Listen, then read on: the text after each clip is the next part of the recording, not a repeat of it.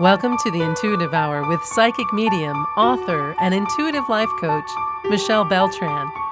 The Intuitive Hour will empower you to learn how to magnify your intuitive voice. Listen in and expand your understanding of what it means to be psychic and how to awaken, amplify, and trust your inner voice. So, when we talk about fulfillment as a culture, it often looks like this. Are you satisfied with your job? Do you feel like you're making enough money? Are you finding success in your relationships? We're just constantly being pushed into the realm of the superficial, where our egos take hold. And as a result, many people don't realize that what they're truly yearning for isn't a promotion or a vacation or a brand new car. It's actually spiritual awakening. If you find yourself feeling lost or frustrated, it's very possible that your soul is just seeking more spiritual understanding. You have a desire to know what your true life calling is, why you're really here. When you feel this, listen. By giving in to that desire, by listening, you begin your journey down a life-changing spiritual path. In fact, you may be on that journey already without even knowing it. So let's talk about that today, everyone. Welcome to the Intuitive Hour. The topic today, the stages of spiritual awakening. And where are you on that map? All right, diving right in. Stage 1. We call this profound unhappiness. It's a period often referred to as the dark night of the soul. For some, it's powerful enough to generate movement quickly, and in that way it becomes a bit of a blessing. Others, however, may remain in this period for months or years before finding their way into the next stage. During this time, you're likely to experience feelings of despondency and unhappiness. You might feel that life has no meaning. You're spinning your wheels. You feel disconnected from others. And you can't escape a sense of alienation. The dark night of the soul is often triggered by trauma or a large and overwhelming life change. Passing of a loved one, loss of a job, loss of a relationship.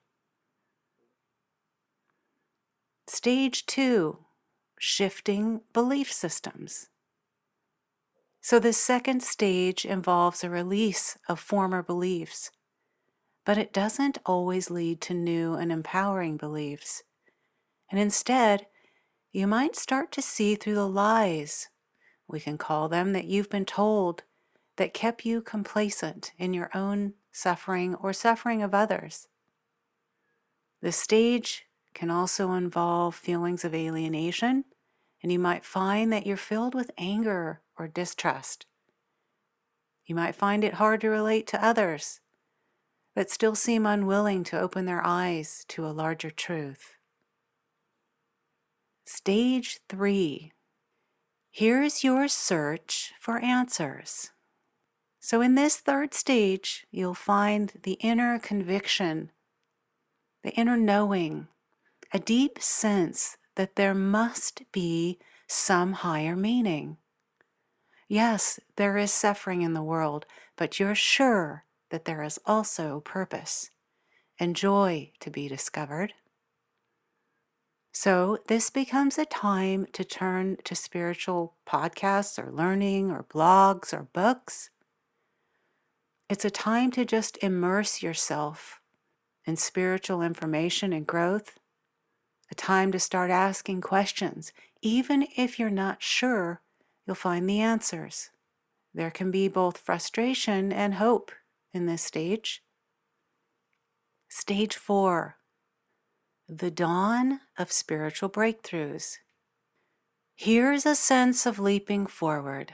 In this fourth stage of the map, you'll begin to experience spiritual breakthroughs.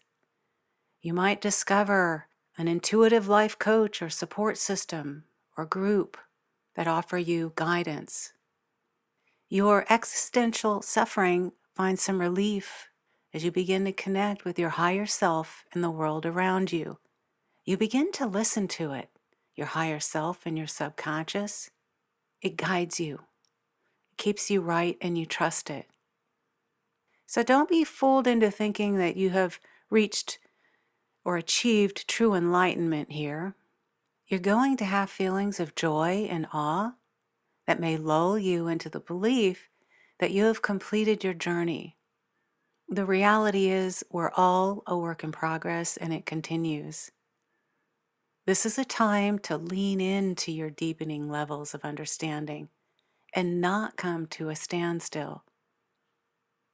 Stage 5, a desire to give up on the spiritual journey.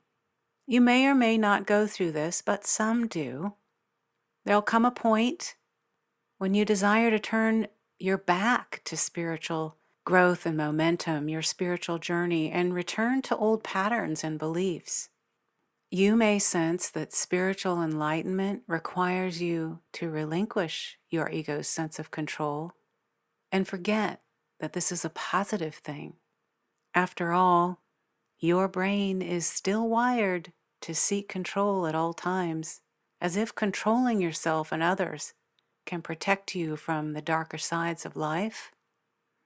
This disillusionment will lead you, if you let it, to the realization that you have only scratched the surface.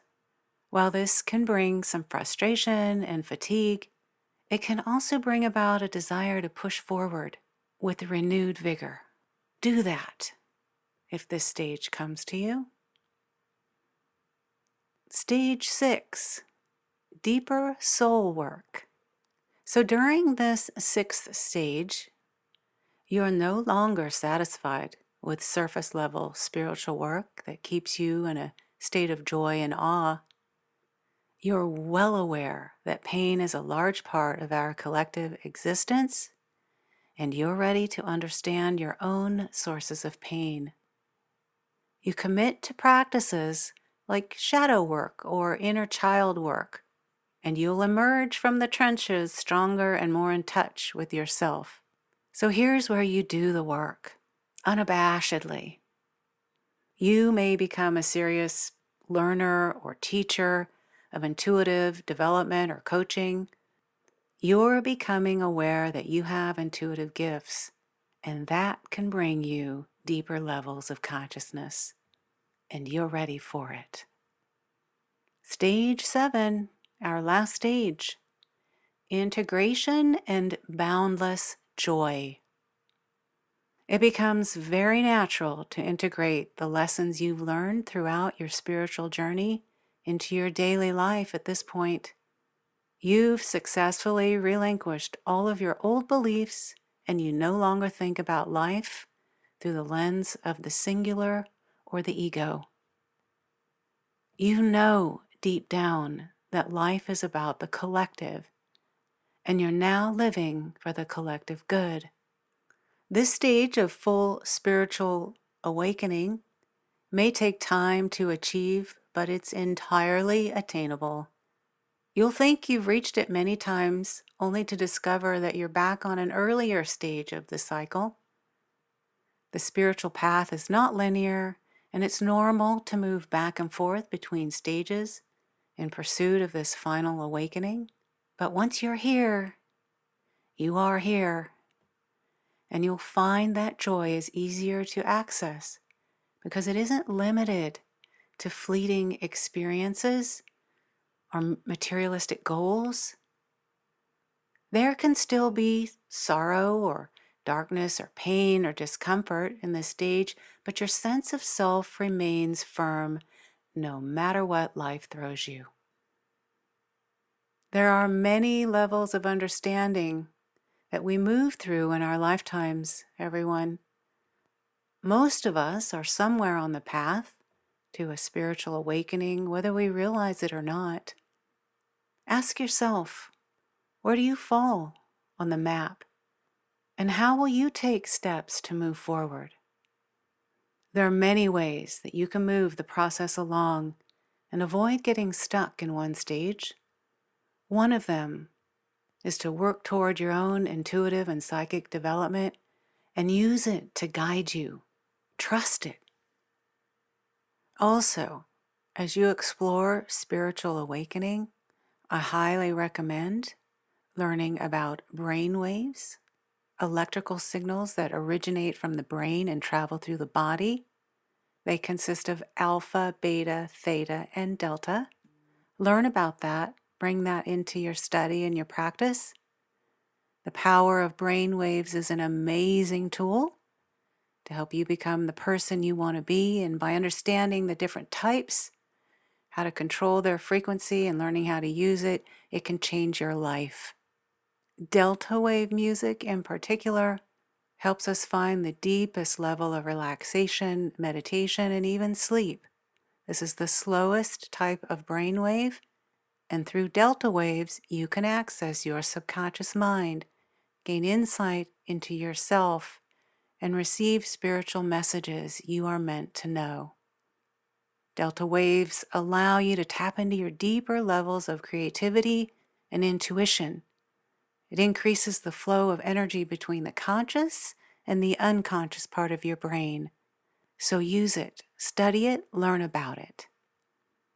All right, everyone, we will bring this episode to a close. As always, thank you for joining me, and I look forward to meeting with you all next week.